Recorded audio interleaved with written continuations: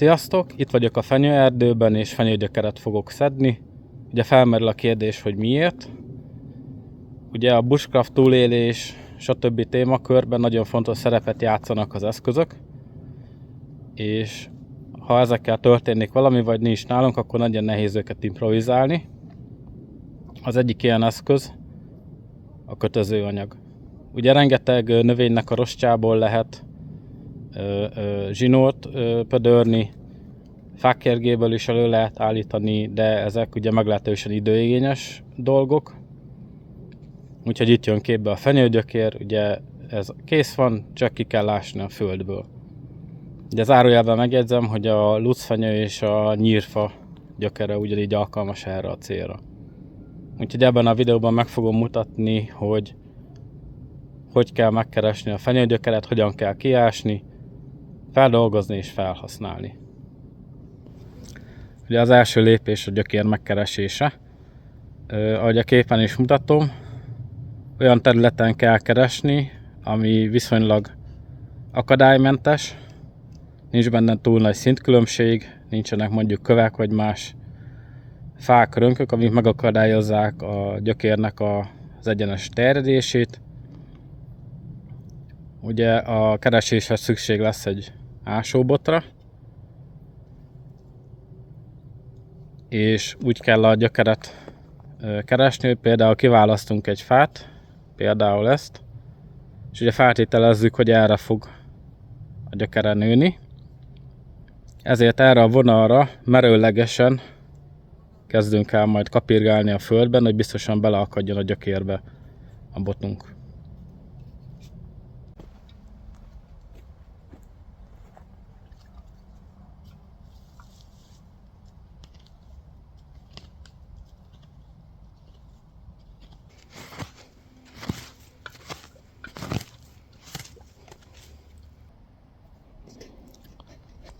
Szóval itt látható a végeredmény. Ugye végződik a gyökér, innen pedig indul. Ez nem igazán egy optimális gyökérdarab, ugye nem igazán van rajta hosszú és egyenes darab. Talán ez itt, amit még fel lehetne használni, de én ezt most vissza fogom temetni. Amikor ilyen gyökeret keresünk, akkor körülbelül ez az a vastagság, amit keresünk, ezt lehet felezni, és ezzel nagyon szépen lehet kötözni vagy varni.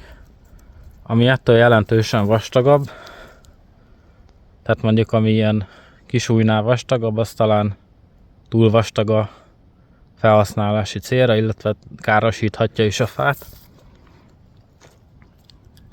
Ez pedig túlságosan vékony, ezzel nagyon maximum varni lehet. Például, ha kérekből készítünk valamilyen tárgyat, eszközt, például késtokot, az erre jó, de én most nem ezt keresem.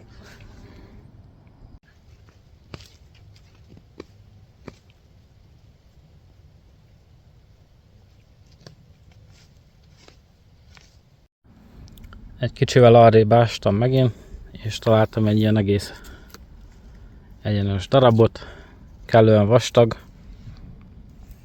nincs rajta elágazás, nincs rajta görcs vagy törés, úgyhogy ez egy használható darab.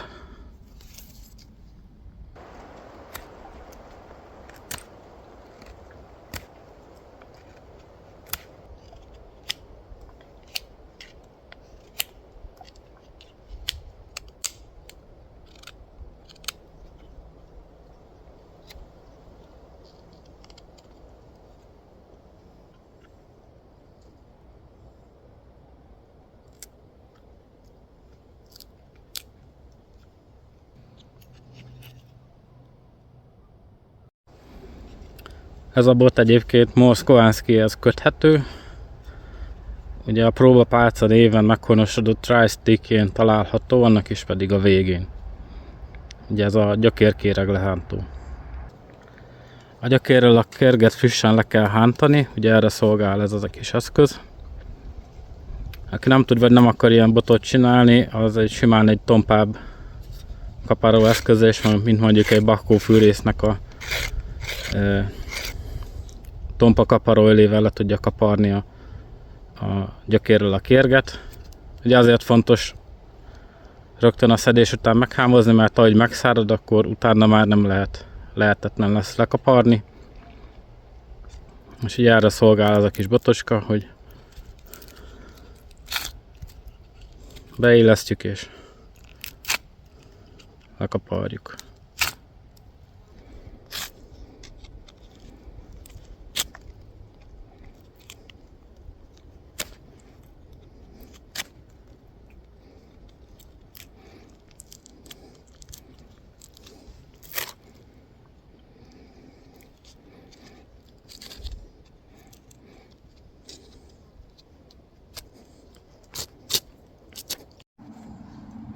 Ha a gyökerünk kellően vastag, akkor adott esetben felezhetjük, vagy negyedelhetjük, illetve többféle módon is kisebb szálakra lehet hasítani.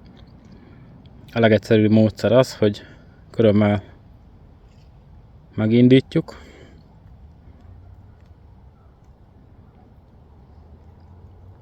és óvatosan elkezdjük szétfeszíteni úgy, hogy egyformán erővel feszítjük mindkét oldalt.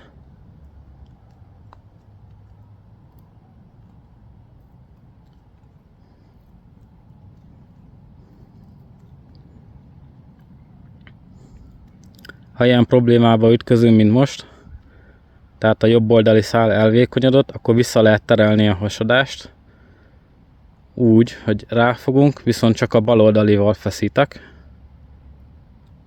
És ahogy látható, óvatosan visszamászott középre. Tehát lehet kontrollálni a hasítást.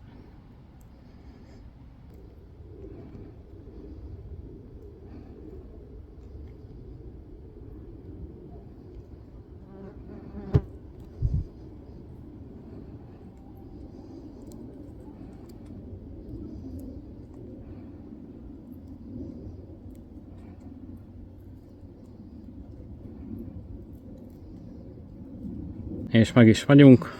Ez nyilván egy-két rövidebb darab. Komolyabb felhasználásra többet kell gyűjteni. Én már gyűjtöttem, úgyhogy csak a videó kedvéért nem fogok még egyszer egy nagyon sokat kiszedni. De szerintem így is érthető a koncepció. Ugye látjuk, hogy így a gyökér két félre hasad, van egy gömbölyű oldala és van egy lapos oldala. Így különféle statikus kötésekre is nagyon jól lehet alkalmazni.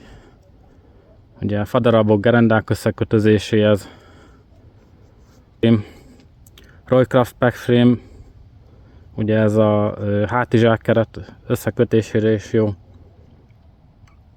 Kéreg tárolóeszközök varrására, késtakok varrására, szóval igazából végtelen felhasználási módja van. Összegyűjtöttem a gyökeret. Tárolásról annyit, hogy ha nem azonnal használja fel az ember, akkor nyugodtan el lehet így tenni.